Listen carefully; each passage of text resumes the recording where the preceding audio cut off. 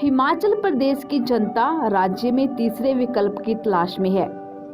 यह कहना है पूर्वीय सांसदीय राजन सुशांत का।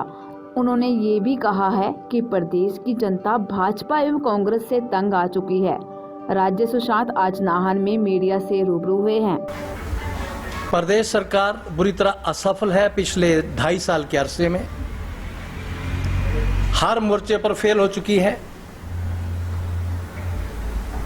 प्रदेश का हर वर्ग परेशान है। 10 लाख बेरोजगार नौजवान रोजगार के इंतजार में हैं। 2 लाख हिमाचल के लोग जो अन्य राज्यों से आए हैं वो बेरोजगार हो गए हैं। 12 लाख तो ये है। लगभग अगर इसको रोकते ना तो 2 लाख और आने वाले थे जो आंकड़े आए हैं, तो 14 लाख बेरोजगार आज हिमाचल प्रदेश में। आज बेरोजगारी की समस्या हो,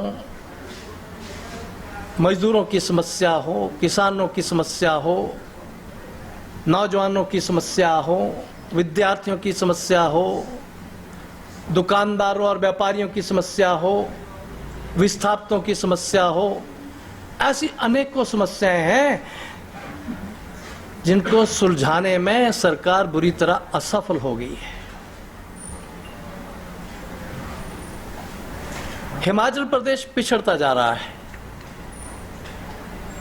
हिमाचल के दोनों प्रमुख राजनीतिक दल, चाहे भारतीय जनता पार्टी हो चाहे कांग्रेस हो, प्रदेश की स्थितियों को समझ नहीं पा रहे हैं। उन्होंने ऐसा लगता है जैसे बारी लगाई है, एक से नाराज हो जाएंगे तो जनता की मजबूरी है, दूसरा ही लाना पड़ेगा चाहे जैसा भी हो। ऐसी परिस्थितियों में जनता हिमाचल की, बुद्धिजीवी हिमाचल के और ये सारे वर्ग, उन्होंने हमसे संपर्क किया, आप आइए आगे और एक ऑप्शन दीजिए हिमाचल की जनता को, एक तीसरा विकल्प दीजिए। इसलिए हमने तय किया है आने वाले चुनावों के लिए हिमाचल प्रदेश में एक सशक्त विकल्प हिमाचल प्रदेश की जनता को हम दे रहे हैं। हिमाचल प्रदेश में हिमाचल की जनता का, हिमाचल की जनता के द्वारा और हिमाचल की जनता के लिए, जिसमें कार्यकर्ता भी हिमाचल के होंगे, नेता भी हिमाचल के होंगे और हाईकमान भी हिमाचल का होगा। समस्याएं भी हिमाचल की होंगी, समाधान भी हिमाचल का होगा।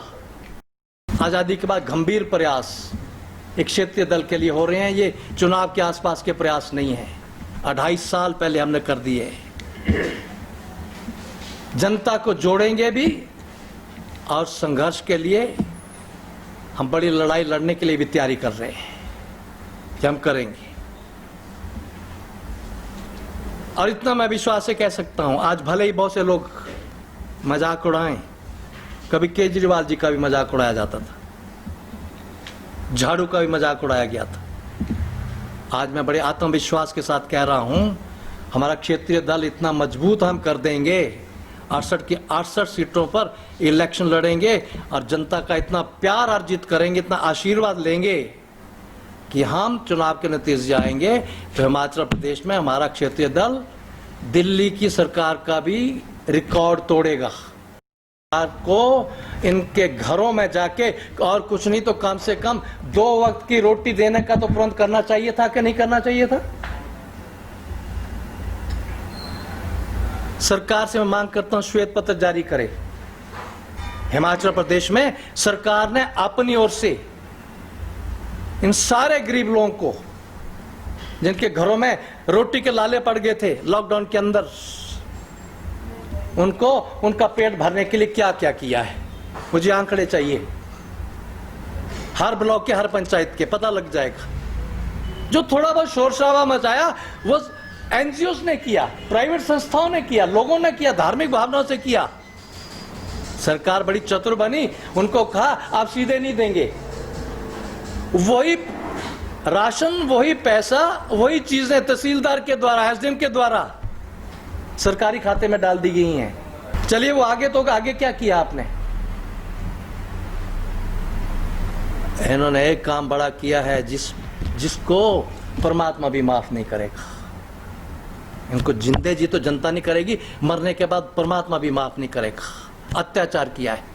जिस समय में अपने प्रदेश की जनता को मेडिकल की जरूरत थी, उनके टेस्ट की जरूरत थी, ऐसे समय में इस सरकार ने हेल्थ में स्कैंडल किया है।